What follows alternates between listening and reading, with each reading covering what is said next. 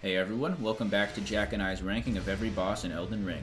If you're here, you probably saw the first video and heard our intro spiel there, so we'll keep this brief. This time we'll be talking about the back end of the mid-tier bosses, so just sit back, relax, and enjoy.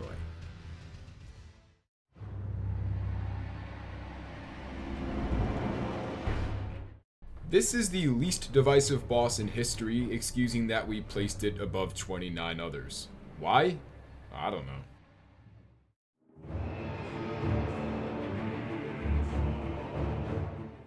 I personally don't mind this thing a ton. Sure, it has frustrating high damage attacks, but it's all more or less made up for by how funny the riposte animation is. Whacking his big old bobblehead with a greatsword and sending him reeling backwards just makes me feel good. That's literally the only justification I have. What can I say? With this many bosses, you gotta split hairs a little.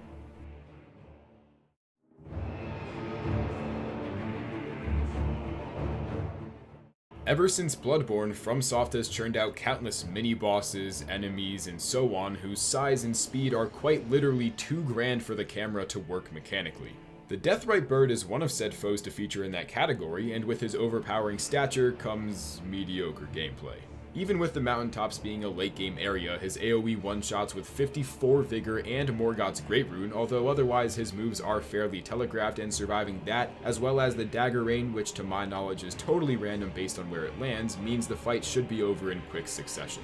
I don't dislike the Deathrite Bird necessarily, there's just many other bosses I'd prefer to fight instead.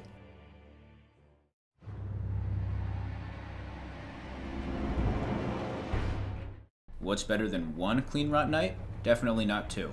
Whoever created this run-up must be drinking buddies with the guy behind the frigid outskirts, because this is another entry into the boss run-up Hall of Shame. This makes the Iron Passage look like paradise. The actual fight, well, it's okay, I guess. I don't remember much since I was pissing myself making sure not to die so I didn't have to trudge through hell all over again to get back. It was definitely intense, although not for the right reason.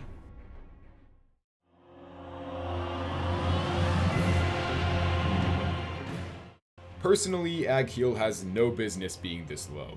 As one of the earliest featured pictures of gameplay, I'd say the final product delivered even against the purposefully dramatic shots shown off, creating initial high expectations that, once again, were met. Odd as it is to admit, I think I'd hold Agheel in a higher regard had I fought him at night. Cinematic bosses never feel right with summer morning weather for atmosphere, although the excitement of taking down a dragon on horseback was really awesome. Just simply, it's a damn shame there's about 19 other cases of the exact same thing.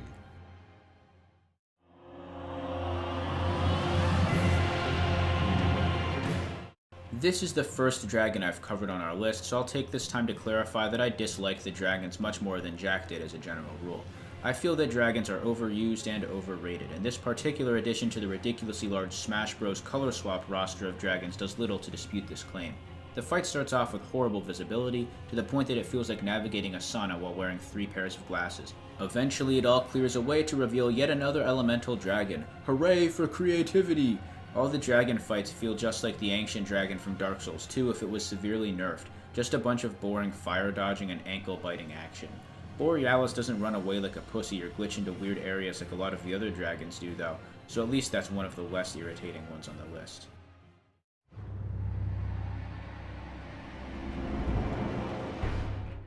I hold a personal preference for ganks, be it because they're inherently more difficult or just somewhat rare to come across, so it speaks that I find the solo Beastman, which is well easier might I add, better than its two-way rehash.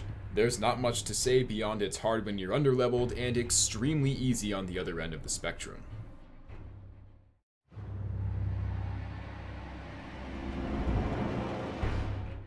This was the first boss I fought in my playthrough, not counting Godrick's pushover soldier. Good memories, good times.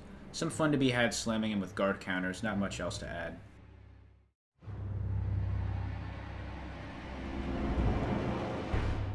Three Crystallians? Sure. Putrid? Yeah, I'll let it slide. Putrid, when it's not dished out in nuclear-sized clouds or bodily discharge, instead, simply if you're hit or not hit, is actually a really fair mechanic. Especially because Crystallians by late game are worth little more than the roly-poly sheep found in the open world. I'll save moveset talk for Alex, but know the satisfaction of this fight is totally worth the pain up my asshole of finding the hidden cave.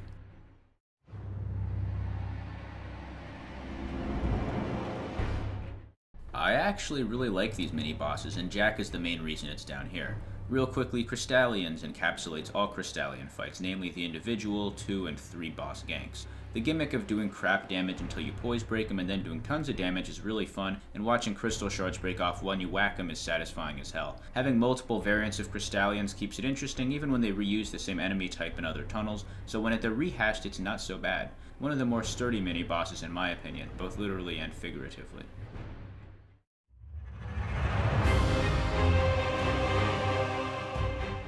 In one of the most severe rifts in opinion so far, the Twin Tree Sentinels find themselves exactly halfway between the Draconic Tree Sentinel and Normal Tree Sentinel in our overall rankings. Sorry for the spoiler.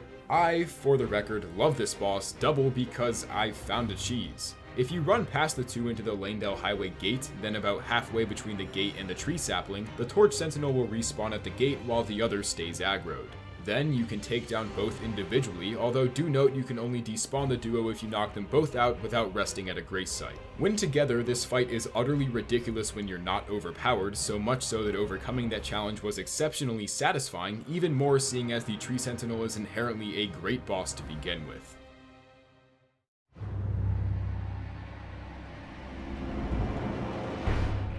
This fight is so high up sheerly because the combination of these two enemies together is so random and jarring that it's funny.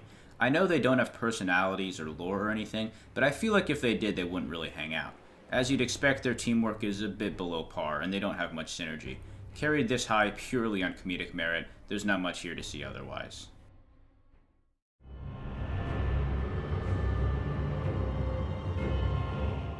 A recurring theme, the Misbegotten Warrior or Crusader, whichever you choose, is actually just Leonine Misbegotten with fixed stats determined by region.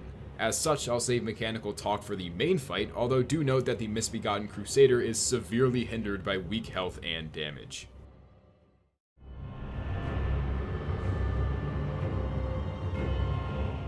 Scripting for this boss reminds me of the time I had to write an essay about traffic light durations back in AP Lang. I literally have nothing to say. I watched my footage like 5 times over just now and still have no thoughts I want to convey.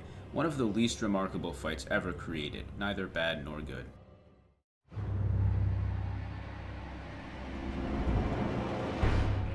Gillica, probably the demi-human's George III, is a basement-dwelling royal with a tedious, blood-starved beast-esque moveset.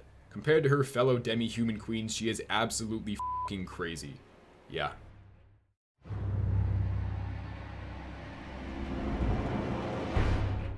Demi-human Queen Margit, not to be confused with a similarly named actress who gets plowed in The Wolf of Wall Street, is actually a giant ugly cave beast. Not liking this thing's odds in a game of marry, kill. Unfortunately, it doesn't hold up too great in a boss ranking either. It's by no means a nuisance, we're long past that point, but this is a little ways into the awkward twilight zone of completely unremarkable bosses that differ from each other very little.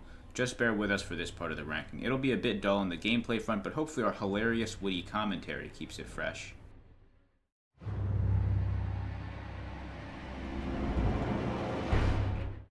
The most sane of the demi-human queens also features the worst arena by far. Raya Lucaria sorcerers are the bane of my existence, and I'd actually argue this fight would be leagues above her sisters in title if these f***s were just taken out completely. Otherwise, she uses her stick a lot. Bear with us, for a little while the discernations between bosses will be very slight.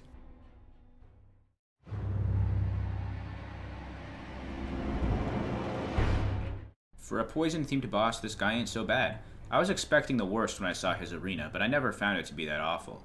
I like his glowy spear attack. It's kinda like the Spears of the Church boss from Dark Souls 3 if it was way less annoying. Honestly, I'm kinda fond of this guy. I might put him a bit higher in retrospect, maybe. Haven't fought him in a while, though, so who knows. Absence does make the heart grow fonder, as they say.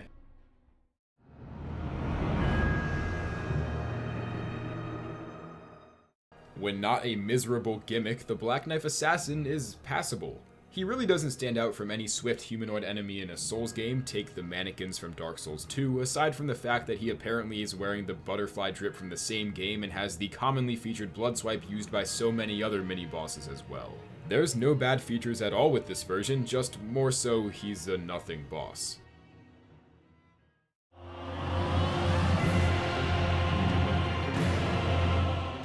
Like the other dragons, I don't have much love for Adula. It being one of those disappearing pansies doesn't help either. I guess the glintstone breath looks the coolest of all the breaths to me, so it's on the better side of the lot.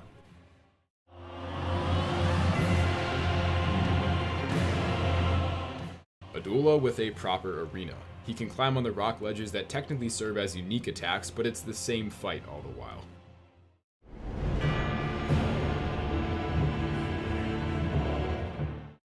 I'm normally not the type to enter those best girl debates, but I will say that Fia is definitely the worst. She debuffs you, sends a bunch of fodder NPCs at you, then cucks you for a dead guy. Truly a prime example of disloyal, worthless slag. At least her White Knight goons are a breeze to dispatch. I actually have this fight pretty high since I love seeing health bars get shredded like paper and find it hilarious that Fia has a small army's worth of weak orbiters on standby to harass you. I nominate this as the best worthless fodder tier boss in the game.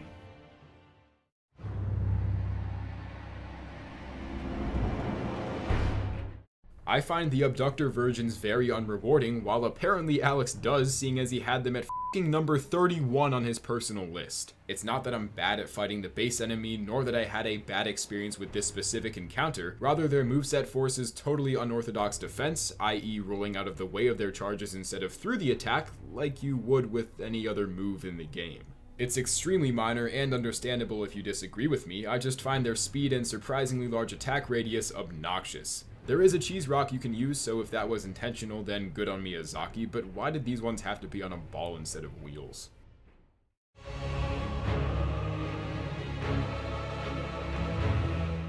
When he's not infected by poison or tormenting you with marathon run-ups, the Erdtree Avatar isn't all that bad. He's got a lot of Asylum DNA in him, and there are definitely worse things to be compared to in the FromSoft boss catalog. Lots of ass slamming and hammer banging. As far as random field bosses go, this is definitely one of the better ones.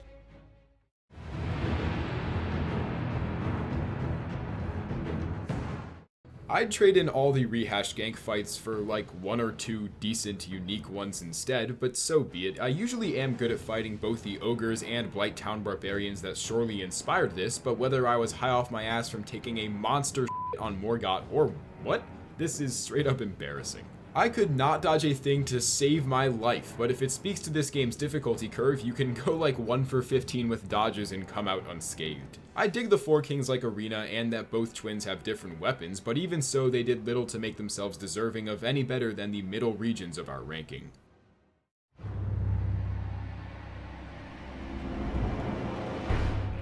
Surprisingly, despite my raging eternal hatred for the Valiant Gargoyles, I don't mind this fight with a singular less valiant one. He's not a total pushover, but isn't that hard either. Very well balanced, at least for when I encountered him.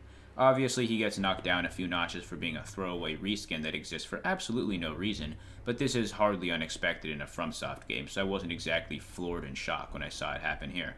That kind of jaw-dropping, eye-popping shock is reserved for the inhabitants of our Part 1 video.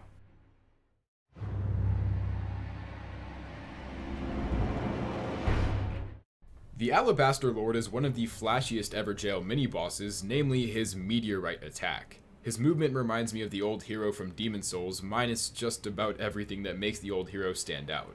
Alabaster, a fine-grained, translucent form of gypsum, typically white, often carved into ornaments. Word up.